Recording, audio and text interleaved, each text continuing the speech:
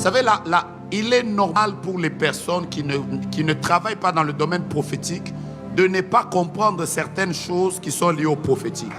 Mais pour nous, c'est important de les comprendre.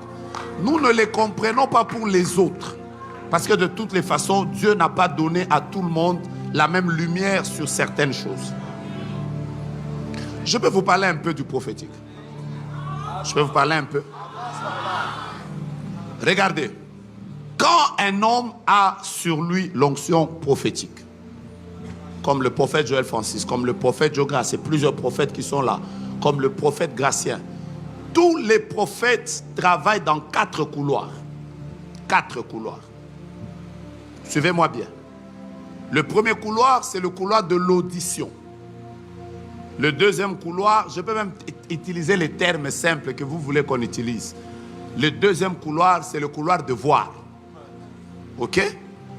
Le troisième couloir, c'est le couloir des impressions prophétiques. Et le 4e couloir, c'est le couloir de la puissance. Je peux avancer? Alors, il arrive des moments où un seul prophète peut travailler dans les 4 couloirs. Il entend, il voit, il sent et il démontre. Il est possible de voir un prophète qui travaille dans les 4 couloirs. Mais il est aussi possible de voir un prophète qui peut toucher aux 4 couloirs, mais il y a une exagération dans un seul couloir. Quelqu'un me saisit? C'est comme ça qu'il y a des prophètes. Même si vous vivez avec eux, par exemple, celui qui est dans le domaine de l'audition, vous remarquerez que dans son ministère, il y a beaucoup de paroles de connaissance, des paroles de sagesse et des prophéties. Parce qu'il entend, il n'est que porte-parole. En réalité, en hébreu, c'est ceux-là qu'on appelait les nabis. Vous me suivez? Il y a d'autres prophètes, le couloir dans lequel ils sont. Ce n'est pas qu'ils ont pris un autre ministère qu'on appelle, qui dépasse le prophète. Non. Le couloir dans lequel ils opèrent, c'est le couloir de voir. Ils voient des visions, ils voient des songes, ils voient des apparitions. C'est leur couloir. Il y a aussi des prophètes qui sont dans les impressions prophétiques. Je sens, j'ai senti sur ma chair, pendant que j'ai prié, j'ai senti un frissonnement. Il est dans les impressions. Mais il y a aussi des prophètes qui sont dans la puissance, miracles, guérison et tout ça. En fait, les prophètes qu'on a l'habitude d'appeler voyants, ils sont prophètes de ministère. Mais seulement, il y a eu le couloir dans lequel ils opèrent le plus.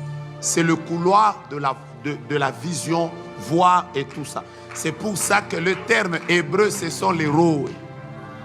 Peut-être que si en expliquant comme ça, j'espère que peut-être que je me fais comprendre. Ça passe ou ça casse? C'est comme ça que vous, en vivant par exemple avec le prophète Joël Francis, vous pouvez, vous, ses fils, comprendre que notre Père peut toucher à tel domaine, il peut toucher à tel domaine, il peut toucher à tel domaine, il peut toucher à tel domaine, mais sa particularité, Dieu insiste beaucoup dans tel couloir. Vous me suivez? Ceux qui sont dans le domaine de la puissance, c'est des gens comme Élie, il n'a pas donné beaucoup de prophéties, mais il était capable d'ordonner et le feu descend. Vous êtes avec moi ou vous n'êtes pas avec moi? Comprenez ces choses, ce n'est pas compliqué. C'est pas compliqué. Quand vous voyez quelqu'un comme prophète héritier, il prophétise sur plusieurs choses. Mais ce monsieur-là, il voit. Voir là, il voit. Donnez-lui tous les noms que vous voulez, il voit. Voir là, il voit.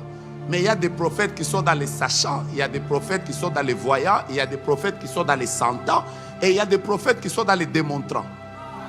Peut-être avec ces termes, ça passe.